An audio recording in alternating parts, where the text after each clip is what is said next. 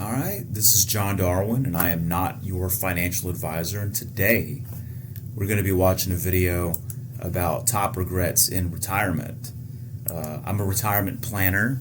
I'm not your financial advisor, but I am a financial advisor, and this is kind of my space. So let's see if this lines up with the experience of retirees in South Texas.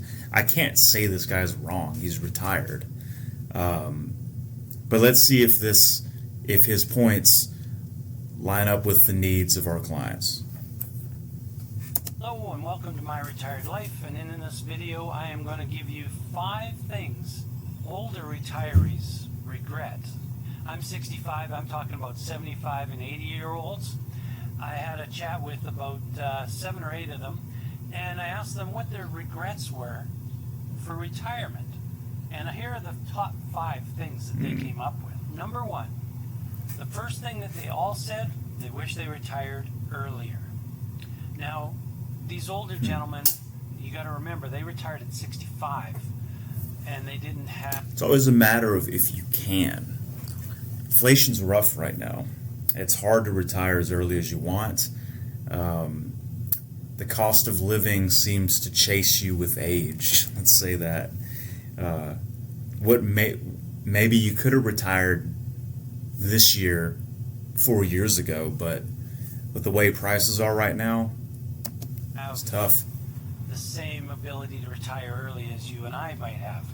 So they retired at 65, and their biggest regret is they wish they would have retired sooner, giving them more time in their golden years and their retirement years to do things that they wanted to do. That's always important. You can't buy time. I thought that was pretty normal for most older people, you know, towards the end of their lives, and now it's the kind of the reflection, if you will, of what they did and didn't do. And I appreciate their input. That's why I asked these questions. Number 2 regret that they had, believe it or not, was they wish they'd spent more money when they were younger. Earlier. Super common problem. I know too many 93-year-olds, too many to count, that have this giant lump of money and they can't do anything with it. I had a client one time, she's changed tune, but at the time, she didn't really want to leave her money to her family. That's completely personal. I'm not going to go into that. But she said, John, what should I do with my $2 million? And I looked at her and I said, ma'am, at this point you should just go buy a Lamborghini. She didn't even have a driver's license. She was living at not assisted living. I guess it is assisted living, maybe. Real nice old folks retirement facility. And she just had this lump of money and no need. Sure, the rent it would blow the roof off if you heard it. But it wasn't really, there was no skin off her bones. She just had all this money, and all she could really do with it was roll it into something like CDs. So yeah, don't be afraid. Don't be crazy. Don't be afraid to spend a little bit more money when you're younger. In their retirement. As you age, you do less things. It's just a progression, right? You do less activities, less likely to travel, whether it's insurance or your health. That was one of the things that they wish they would have done when they retired early, and early in their retirement, they would have spent more of their savings, because you don't need it as much at the end, to do the things that they wanted to do. Number 3. You got to think. If you have no money, like sure, maybe you want your savings. A lot of people want this.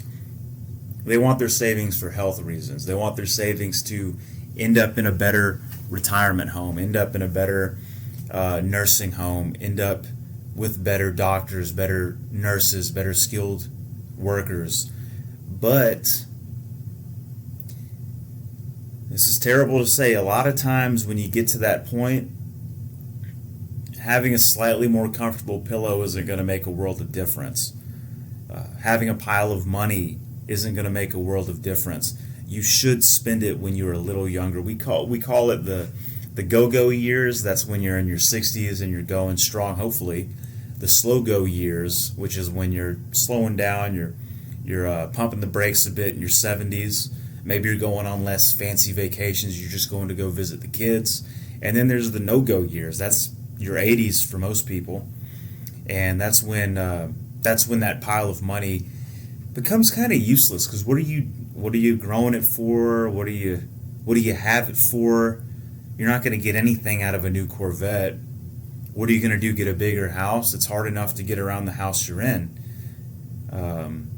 So yeah, that's something to really think about, because it's a problem that a lot of people have, and it's sad to see. We've had people with $4 to $5 million, and their biggest concern was taxes and not what to do with it. You got a license to do a lot of things with that. Thing that they wish they would have done was take better care of their health. And I'm kind of a little guilty about that. I don't do that very well. I enjoy eating too many sweets. That's my biggest problem. But they wish they would have taken care of their health. And I got to heed that advice, and I am going to heed that advice. Listen to this, man. Looking after my body a little bit better. A little less sweets, you know. I know it's hard. It's hard when you've gone your whole life working and sacrificing. You feel like there's a right to be able to just have as many Dr. Peppers as you want with no repercussions. But listen to this man. When you're in retirement, you're usually at the zenith of your savings. You're at the pinnacle. Like I said, you have a license to go do things on nobody's time but your own, if you can get your spouse to agree with it, assuming you have one. To throw that away because you really like Little Debbie's, because you really like Dr. Pepper, you're cheating on your family with Little Debbie, instead of being able to have the health and the mobility and the robustness to go experience life with them and not have to take that 5 a.m. shift. So if life would be significantly worse if you didn't have the Little Debbie's, go ahead and eat it. But if there's anything in you that makes you think this is going to stop me from doing meaningful things with my family and my money, the physical embodiment of my sacrifice, maybe consider some better health habits. Instead of having a dessert every night, I might do it once a week, just as a treat. It'll make you enjoy the dessert more, too. So I gotta listen to their advice because, hey, they've got the wisdom. So take care of your health. That's the number 3 thing that they regretted. Number four. The older generation wish they had taken up a hobby. Find a new hobby, whether it's woodwork, photography. Because once you start settling into retirement, they said, after like 70, 75, they wish they had something other than the TV to watch. That's one of the worst things. When I was just starting out, I did final expense. I'd go into clients' homes. They'd send the little card, and I'd call, and I'd hound them. And then when I got there, they go from hating me to being real happy I was there. But man, if you don't use it, you lose it. You gotta have something. The clients that stop and just watch The Price is Right or MASH reruns, they go quick. It's sad because I love a lot of them. And to watch them physically give up, it's like sending a signal to your body that it's okay to pass away. That's almost what it's like. If you have a hobby or anything, something to keep you going, start a garden, learn bass guitar badly, do something. Another thing, he might get to this, I have not watched this video yet. Cost of living is rising. Eating out as a hobby, it's hard to go to a burger joint with 2 people and spend less than $40. And you want to do that how many times a week? A hobby, what that allows you to do. Now, you can always go up into the hundreds of thousands at any hobby. Doesn't matter if it's basket weaving. There's always an expensive way to organize a hobby, but you don't have to. Having a hobby in retirement, that's going to take up a lot of time that you would have had to just spend money on things that you weren't going to get much out of.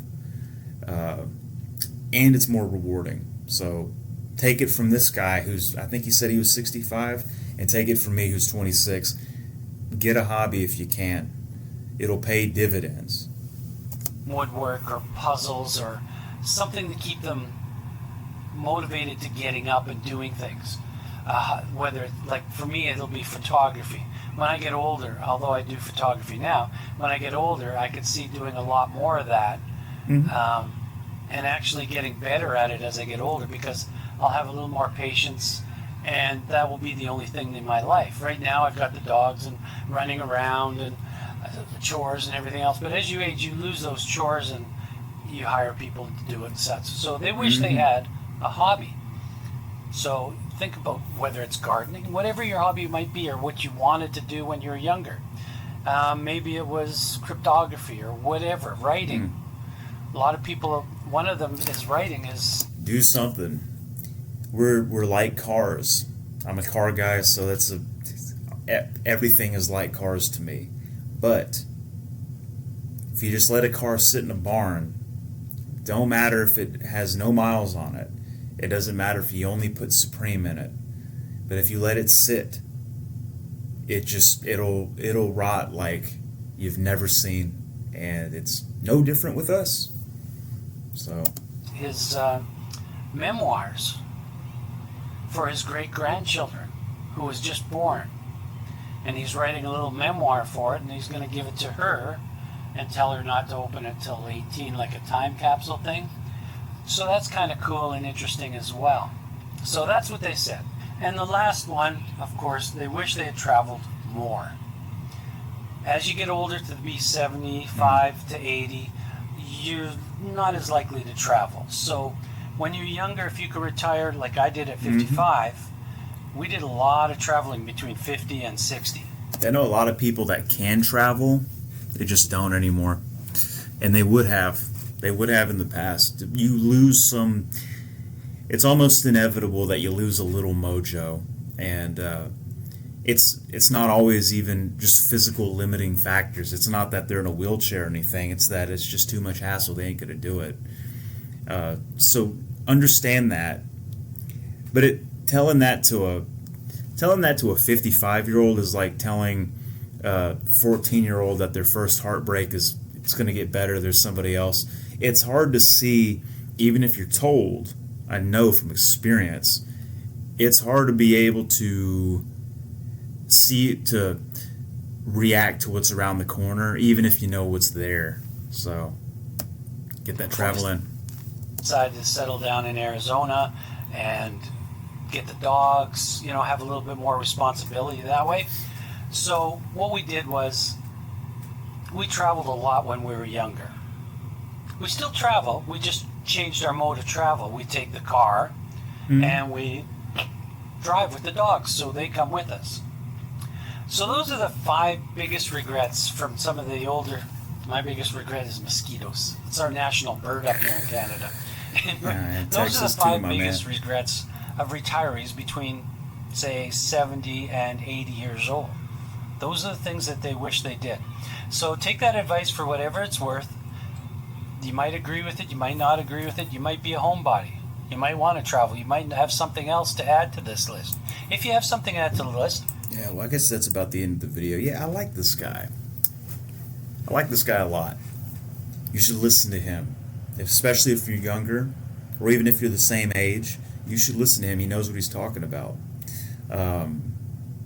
Do things now because tomorrow isn't guaranteed. Now, don't start a gambling habit. I'm not saying to go be irresponsible and to go be silly, but do meaningful things, even if they cost a little money, even if you grew up a saver. A lot of those 93-year-old clients I got, they're Depression era. They don't want to spend that money. But what good was that? their health is fleeting, and they have all this money that they could have spent with their family, or if they don't like their family, spent on themselves. Like I said, my old lady, I told her to go get a Lamborghini. She doesn't have a license. Even if you don't drive it, you'll have the coolest car in the parking lot. You got something. Don't go buy a Lamborghini. I'm not saying to do that. But don't waste your time. Get a hobby. Hobbies are important. If you're not like, if you don't have the same problems as a 93-year-old lady with $2 million, whichever one, hobbies will fill the void. You'll feel rewarded. You'll get better at something, and it costs as much as you want it, as much or as little as you want it to. Eat better. I like all this advice. So heed this man's warnings. Learn from him. Hopefully he can learn from me a little bit. We're coming at it from opposite sides. I do this as a profession. He does it as a lifestyle. So make of that what you will. And remember, none of this is financial advice. I'm not your financial advisor, but I am a financial advisor. If you ever have questions, you can reach out to me. You can message me here. And if you have questions about your portfolio, I'll be happy to answer them formally. But this is informal. This is not financial advice. So with that in mind, take care, and I will see you in the next one.